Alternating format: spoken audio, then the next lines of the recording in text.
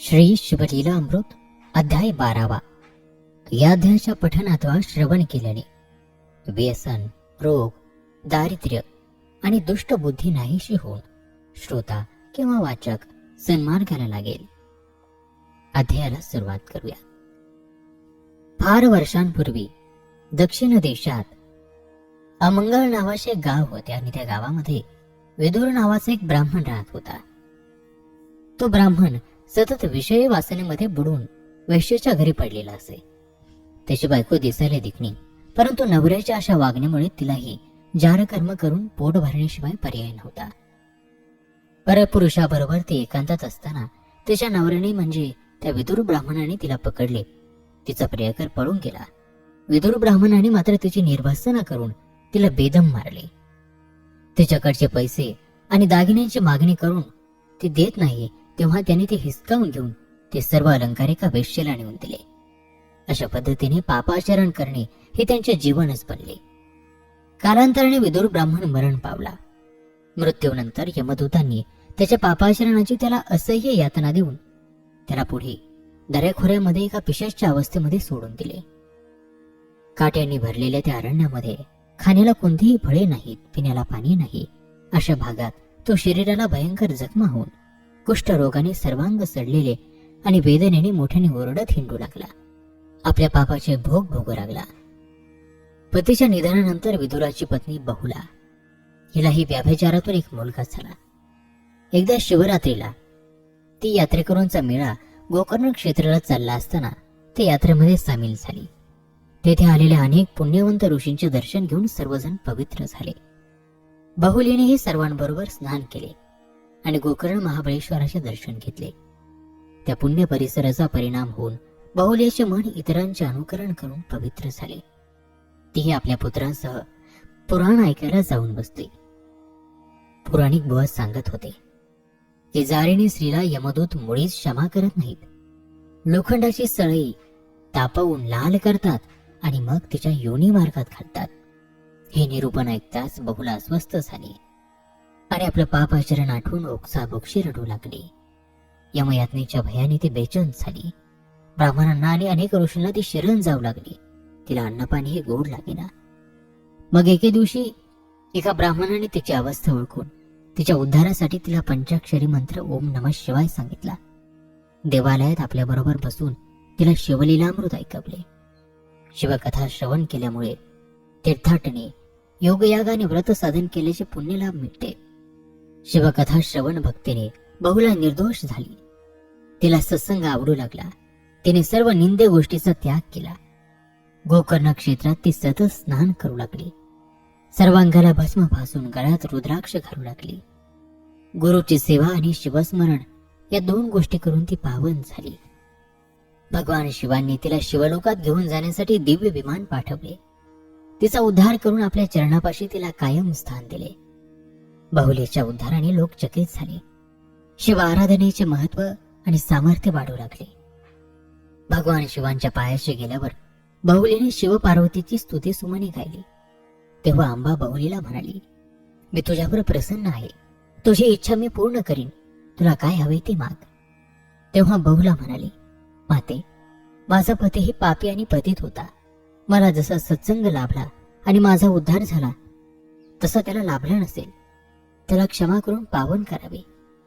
तेव्हा माता पार्वती म्हणाली, बहुली, तू धन्य आहेस. आपल्याबरोबर पापी पतीचाही उद्धार व्हावा ही तुझी प्रामाणिक इच्छा पतिव्रत धर्माला शोभणारी आहे. त्यामुळे तुझी आणि त्याची भेट घडवावी असे मला वाटते. त्यामध्ये त्याचा उद्धार होईल. तू एक काम कर, तो विंध्याचल पर्वताच्या पायथ्याशी जा. तेथे तुझा पती पिशाच्या रूपाने भटकत आहे. तो तळमळत आहे. त्याला शिवकथा ऐकव, म्हणजे त्याचा उद्धार होईल. माता पार्वतीच्या सांगितल्याप्रमाणे बहुला आपला पुत्र तुंभर याला घेऊन विंध्याचल पर्वतावर गेली. तेथे विदुर ब्राह्मण पिशाच्या रूपाने हिंडत होता. त्याला तुंभराने सर्व शक्तीनिशी पकडले आणि वेलीचा दोर करून झाडाला गच्च बांधले. त्याच्यासमोर शिवकीर्तन सुरू केले. शिवकीर्तन ऐकून तेथील पशुपक्षी उद्धारले. विदुरही कीर्तन ऐकून सावध झाला. त्याच्यातील पिशाची वृत्ती नाहीशी झाली. त्याने झाडापासून त्याला सोडविण्याची तुंबराला विनंती केली. तुंबाराने त्याच्यातील बदल पाहिला आणि त्याला मुक्त केले. विदुराने तुंबाराचे पाय धरले. त्या क्षणी बहुला त्यांच्या समोर आली आणि मग तेथेच तुंबाराने विदुराला पंचाक्षर मंत्र नमः शिवायचा उपदेश केला. विदुर ब्राह्मणाने लगेच मंत्रजाप करायला सुरुवात केला. त्याबरोबर शिवलोकातून एक दिव्य विमान आले. दिव्य रूप पावलेला विदुर ब्राह्मण बहुलीसह त्या विमानामध्ये बसला. दोघांनी भगवान शंकरांना नमस्कार केला. काप्रसंगे ज्योत जळून जाते त्याप्रमाणे बहुला आणि विदुर शिवस्वरूपात विलीन झाले. अशा प्रकारे शिवमंत्राचे स्मरण करून कित्येक पापी उद्धारून गेले. सुतजी महाराज पुढील कथा सांगू लागले आणि पुढील कथा सांगताना ते म्हणाले, भस्मासुर सुद्धा शिवमंत्रामुळे कसा उद्धार होऊन गेला ती कथा तुम्ही आता श्रवण करा. एकदा प्रदोष काळी भगवान शिव कैलास पर्वतावर हातामध्ये भस्म घेऊन सर्वांगाला लावित असताना त्यामध्ये एक खडा सापडला. तो त्यांनी हाताने उचलून जमिनीवर ठेवला. त्या खड्यामधून एक राक्षस बाहेर आला. तो भगवान शंकरांपुढे उभा राहिला आणि भगवान, आपण मला निर्माण केलेत, मी आपला सेवक आहे, मला आता आपली सेवा करण्याची संधी द्या असे सांगू लागला. तेव्हा भगवान शिव म्हणाले, मी तुझं नाव भस्मासूर ठेवले आहे.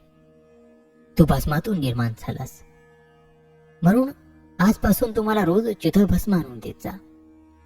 तेव्हा भस्मासुराने याला होकार दिला आणि मग तो रोज भगवान शिवांना भस्म आणून देऊ लागला. रोज पृथ्वीवर फिरून कोणी शिवभक्त मेला असेल तर त्याचे रोज ताजे ताजे चिताभस्म तो शंकरांना अर्पण करी. भस्म आणण्याचे हे काम करत असतानाच भस्मासूर फार उन्मत्त झाला आणि त्याच्या मूळ आसुरी वृत्ती जाग्या झाल्या. गायी ब्राह्मणांचा वध करून देवतांचे राज्य हे नष्ट करून राक्षसी राज्य स्थापन करावे असे त्याला वाटू लागले. आणि मग तो एके दिवशी भगवान शंकरांकडे गेला आणि म्हणाला, प्रभू, आज मी सर्व पृथ्वी पालती घातली, परंतु सर्वत्र हिंडूनही मला शुद्ध भस्म मिळाले नाही. तुम्हाला चिताभस्म आणून देण्याचा माझा नित्यनेम आहे, त्याशिवाय मी अन्न पाणी सुद्धा ग्रहण करत नाही. अशा पद्धतीने जर नित्यनेमात खंड पडू लागला तर मला रोज निराहार घडेल. आता तुम्हीच काहीतरी करा. मला असं वर द्या की मी ज्याच्या मस्तकावर हात ठेवून त्याचे भस्म उमवावे. भगवान शिव या भस्मासुराच्या नाटकीपणाला बोलले आणि वर द्यायला सिद्ध झाले. आता पार्वती, गणेश सर्व देवांनी याला विरोध केला. या वराने असुर उन्मत्त होऊन देवांनाही प्रबल होईल. हा वर सर्वनाश करणारा ठरेल. याने राक्षसांचेच कल्याण होईल. परंतु भगवान शिवांनी भस्मासुराला पाहिजे तसा वर देऊन तथास्तु म्हटले. वर मिळताच भस्मासूर आनंदाने नाचू लागला. तो लगेच मृत्यूलोकात आला आणि त्याने प्रथम संत, भक्त आणि गायी यांना निवडून काढले आणि त्यांचे तो भस्म करू लागला. त्याच्या या कृत्याने पृथ्वीवर हाहाकार माजला. एके दिवशी चारही वर्णाचे लोक, ऋषी भस्मासुराच्या या अत्याचाराने हैराण होऊन उपाय शोधण्यासाठी भगवान विष्णूंकडे आपले गाऱ्हाणे घेऊन आले. भगवान विष्णू या सर्वांना घेऊन महादेवांकडे आले आणि त्यांना सर्व परिस्थिती सांगितली. या सर्व परिस्थितीला जाणून घेऊन भगवान शिव म्हणाले, तुम्ही सर्वजण निश्चिंतपणाने आपापल्या घरी जा. थोड्याच दिवसात भस्मासुराला मी नाहीसा करतो. भगवान शिवांनी अशा प्रकारे त्यांना अभय दिले. तेवढ्यात भस्मासूर तिथे आला. तेथे जमलेल्या गर्दीकडे त्याचे लक्ष गेले आणि हे सर्व आपल्या विरुद्ध तक्रार घेऊन आले आहेत याचा त्याला अंदाज लागला. त्यांच्याकडे सोडाच्या नजरेने बघून त्याने निश्चय केला की उद्या या सर्वांचे भस्म करून टाकायचे. तेवढ्यात भगवान शंकरांनी भस्मासुराकडे पाहिले आणि ते रागाने म्हणाले, हे असुरा, तुझ्या भल्यासाठी दिलेल्या वराचा तू गैरवापर केलास. तुझ्या आसुरी वृत्तीप्रमाणे वागून तू माझ्या सृष्टीतील या प्राण्यांचा सर्वनाश आरंभला आहेस. भगवान शंकरांना आपले खरे स्वरूप कळून चुकले आहे. हे भस्मासुराच्या लक्षात येताच त्याने आपले खरे राक्षस रूप प्रकट केले. मान मर्यादा सोडून तो भगवान शंकरांना अपमानकारक बोलू लागला आणि भगवान शंकरांच्या डोक्यावरती हात ठेवून मी तुला भस्म करतो असे म्हणून भस्मासूर भगवान शंकरांच्या मागे धावू लागला. भस्मासुराला हुलकावणी देत भगवान शंकरही लाघवीपणाने पळू लागले. तेव्हा माता पार्वतीने भगवान विष्णूंचा धावा केला. भवानीचा धावा ऐकून भगवान विष्णू तत्परतेने धावत आले आणि अशा परिस्थितीत काय करता येईल याचा विचार करून मग त्यांनी मोहिनीचे रूप धारण केले आणि ती भस्मासुराच्या नजरेसमोर आली. मोहिनीला पाहताच भस्मासूर लोचटपणाने तिच्या मागे मागे जात तिचा अनुनय करू लागला. लाडीकपणाने पाहत मोहिनीने त्याला पूर्णपणे आपल्या स्वाधीन करून घेतले. स्वतःची विचारशक्ती हरवलेला आणि पूर्णपणे मोहिनी सांगेल ते करणारा भस्मासूर ते सांगेल त्याप्रमाणे करू लागला. मोहिनी म्हणाली, मी तुझ्याशी लग्न करीन, परंतु माझ्या विवाहाचा नवस मला पती समेत नृत्य गायन करून फेडला पाहिजे. तेव्हा मी जसे नृत्य करेल त्याप्रमाणे तू हावभाव करून दाखव. त्याच्याजवळ जात मग लाडीकपणाने त्याच्या खांद्यावरती हात ठेवून मोहिनीने त्याला बेधुंद केले आणि एका बेसावध क्षणी घायाळ नजरेने त्याच्याकडे पाहत आपल्या डोक्यावरती हात ठेवला. त्याच्या नजरेत नजर गुंतविलेल्या त्या भस्मासुराने चटकन तिचे अनुकरण करून स्वतःचा हात स्वतःच्या डोक्यावर ठेवला. त्या क्षणी तसे भस्म झाले. विष्णूंनी मोहिनीचे रूप टाकून चतुर्भुज रूप धारण केले. वटवृक्षाचे रूप टाकून भगवान शंकर मूळ रूपात प्रकट झाले आणि हरिहरांची भेट झाली. देवांनी त्यांच्यावरती पुष्पवर्षाव केला. मोहिनीचे रूप पाहताच भगवान शंकर सुद्धा काही वेळ मोहित झाले. त्यामुळे त्यांचे वीर्यस्खलन झाले आणि भूमीवरती पडताच त्याच्या 8 भाग झाले आणि त्या 8 भागांचे अष्टभैरव निर्माण झाले. भस्मासूर नाहीसा झाला ही वार्ता त्रिभुवनात पसरताच सर्वांना फार आनंद झाला. सर्वत्र हरिहराची पूजा आरती होऊ लागली.